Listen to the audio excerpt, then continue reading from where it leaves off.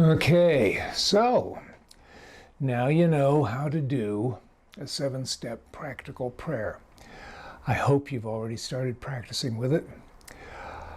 But there's a few other things we need to go over, because when you finish that prayer, you're not really done.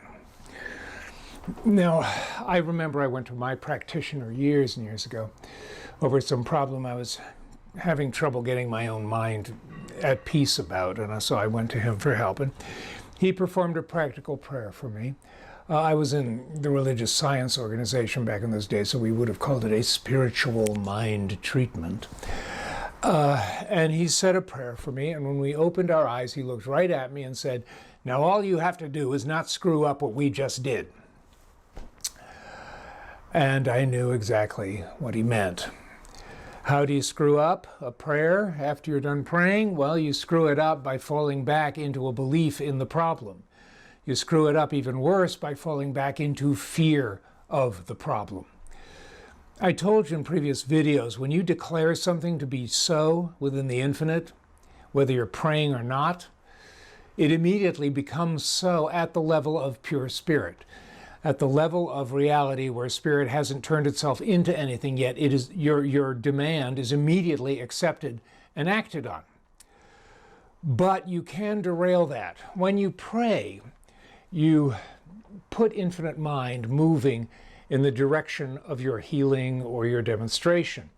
If you fall back into belief in the problem, that forward motion towards a healing or a new situation stops, and a new movement in the infinite is inaugurated in the opposite direction. So after you've prayed, you have to maintain that belief in what you did when you were praying. You don't have to never have a negative thought or anything like that, but you have to maintain the idea that whatever the problem is, you fixed it when you prayed. And now, all you have to do is wait for the infinite to bring that manifestation to you here in time and space land. Now, that can be hard to do if you're facing an imminent eviction, or they're going to turn your electricity off, or if you have a physical disease that's making you uncomfortable or causing you pain or limiting your mobility. It is hard to maintain a positive mentality about that problem being gone when you have to go back to experiencing it. But it really is what you have to do. Remember, I told you in a previous video, that's why this is not the most popular spiritual teaching in the world, because you've got to work at it. There's things for you to be doing even after you prayed. Now, there's a saying you're going to hear, because it rhymes. God can only do to you what God can do through you. And I've been in this teaching for a long time, so I understand what that means. But I think it can be misleading for people who are just coming into this greater understanding, because it sounds like it's saying that you got to do all the work. You know, can't do through you what it can do to you, what it does through you. Kind of sounds like it's all on you, and that's wrong. I mean, when you pray, you are turning if it's a situation that needs to be healed, you are turning that situation over to an infinite power for its healing, because you don't have the power to heal it. And if it's a situation you want to bring about in your life, you are giving the image of that situation to the infinite for demonstration, because you can't demonstrate it on your own. So as I said in a previous video, once you've prayed, you got to let go of the driver's wheel. You've put the infinite behind the steering wheel. You got to let go of it. You have to dethrone yourself as the emperor of your life and put the real power in the royal chair. And that's tough to do when you're dealing with material reality all the time, because the material world is going to try and talk you out of it. You know, if we needed a Satan, which we don't, but if we did, I think the material world would serve very nicely, because the material world is deceptive.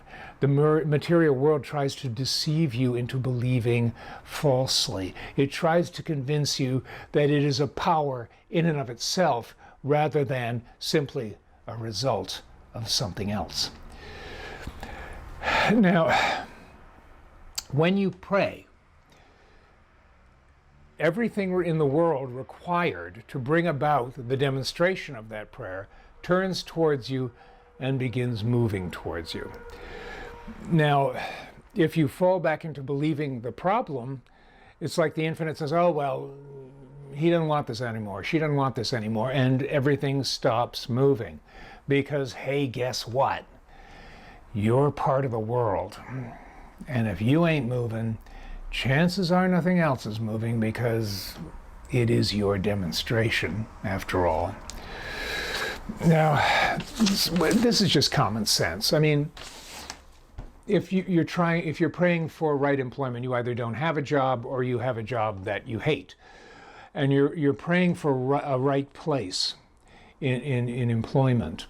Obviously, you can't do your practical prayer first thing in the morning and then spend the rest of the day sitting on your couch in lotus position, waiting for a needy employer to kick your door down and beg you to work for him. Likewise, if you are looking for a new partner, a right relationship, you can't do that sitting at home alone. You've got to get out there. If you're looking for a job, you got to pound the pavement, you got to print up resumes, circulate them around, circulate a lot of them around. If you're looking for a new partner, you've got to get out there. You got to circulate. You got to let people know you're looking for a new partner. So you might be thinking right now, well, if I have to do the same thing everybody else has to do, why bother praying? I mean, what's the good? The good is that if you begin with spirit, you begin with a practical prayer, and then go out and look for that right job or look for that right person. You can engage in these activities serene in the knowledge that your desired result is out there waiting for you to come to it. It's there. You know it's there because you just told the infinite power of the universe that it's there, so it has to be there. Someone looking for, say, a new job without that is going to be in a state of constant suspense. Oh my God, I got to find a job. I'm running out of money. Oh, my bank account, my rent, my bills. Whereas if you have prayed first and you know that the infinite, which is the entire world, is on your side, well, then you can go do those activities in a much more cheerful and relaxed way, in a state of, let's call it cheerful expectancy. You know you're going to get the job that's right for you because you've already arranged it with the infinite. You just, have got some motions to walk through. That's all.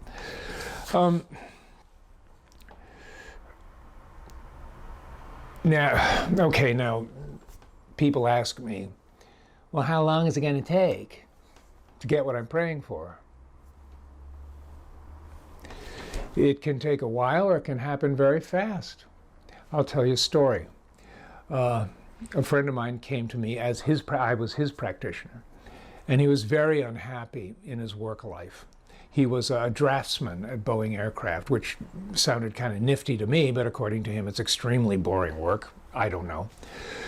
But so we were talking about what he could do with his life, and I said, well, in a perfect universe where you could have absolutely anything you want, you could be in any kind of occupation you want to be in, what would it be? And he told me that he had always dreamed of owning one of those post-option stores. Those storefronts that are not the post office, but you can get a mailbox there and you can send and receive packages, UPS and FedEx and all that. He said he had always wanted to have that business. Well, I thought that was a pretty weird thing to have as your lifelong dream, but hey, his life, not mine. I didn't argue with him about it. I performed a practical prayer that he had in his possession right now, that occupation of his dreams. It was his. The infinite had given it to him. And we were finished. I sent him on his way, and then I went over to my post-option store where I kept a mailbox, and it was a little hole-in-the-wall place. And I was standing at the counter opening my mail and talking to the owner. He was doing something behind his cash register. And I said, well, this is kind of weird. And he said, what? And I said, well, this is a letter from some guy who wants to buy my publishing business. And he said, well, that's not so weird. This business is for sale. So I went out on the street and found a payphone. This was like in the early 1990s, so we didn't have little phones in our pockets. You had to go find a payphone. And I found a payphone, and I called my friend, and I said that the post option store in our neighborhood was for sale. And he went over there right away. He negotiated a price with the owner, and then he went to the bank to get a loan to buy the business. Well, he didn't have a good enough credit rating to get a loan. But his banker was a Vietnam War veteran. And my friend was also a Vietnam War veteran who suffered from some really severe PTSD, and so did his banker friend. They were in a support group together. They had bonded over this problem. And so banker guy extended the credit limit on his Visa card so that he had enough of a credit limit to buy the business. So he went back and bought the business on his Visa card.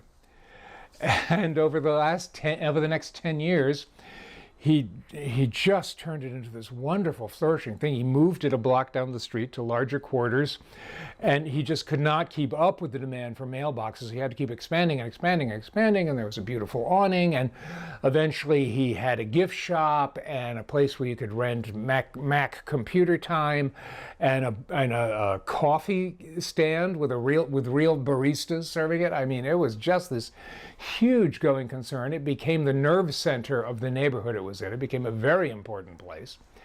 And after 10 years, he sold it for mega bucks and retired to Mexico. Now, that's what I call a demonstration. And it can happen that fast. I'm not guaranteeing you your demonstration is going to happen that fast. No way to know. I have demonstrated things. I've had some sudden turn of good fortune that came out of nowhere, and I'll realize it was a demonstration for something I prayed for 10 years ago and then just forgot about because it wasn't happening. And I guess it got there when it could. I don't know. In Scripture, it says the Lord moves in mysterious ways, his wonders to perform. Now, religious people will tell you that that means that God is completely incomprehensible to our puny, tiny human minds. And so we shouldn't even try to figure God out, because that's just impossible. That's not what it means. It means you can never see God coming. You never know how God is going to pull things off to get you your demonstration. And see, that's why in a previous video I told you about outlining, telling God how to do it and why that's a terrible idea, is because there's no way for you to know how it's going to work. But the surest way to keep that time limit short is to be steadfast in your certainty, your cheerful expectancy. I'm even going to use this word, your faith, in your prayer. And when those doubts start creeping back in, and they're gonna, you can say to them, wait a minute, I took care of this when I prayed. This problem does not exist for me anymore. It's on its way out. I don't need to think about it anymore because my prayer fixed it. That's how you hold on to your faith. You don't have to be perfect. You don't have to be a little sunbeam from positivity. You just have to know that your prayer did what it was supposed to do. And any apparent appearance to the contrary is just an appearance. It's a nothing trying to become a something. You don't have to deal with it. You can just say, go away. Now, there's one more thing you have to do after you've prayed for something, whatever it is. And this is not something anybody ever taught me. This was something I had to figure out for myself. After you have prayed, you have declared within the infinite that such and such is true for you. Your body is healed, you have a new house, you've got a new job, whatever it is you're praying for. And you said that this is an absolute certainty. You know beyond a shadow of a doubt that this is so for you within spirit right now. You then need to receive it. You need to mentally receive what you have prayed for. You have to let the infinite give it to you. I don't think people do this. I think they pray and they do the surrender step and they let the prayer go, but then there's always this little bit of nagging worry in the back of their minds, and maybe it's not going to happen, or maybe it's not going to happen soon enough.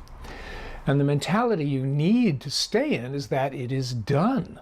You don't need to look around waiting for it to happen, because you know it's done. And the way to do that is to receive it from the infinite, to take it off the infinite's hands. Thank you, infinite. This is just what I wanted.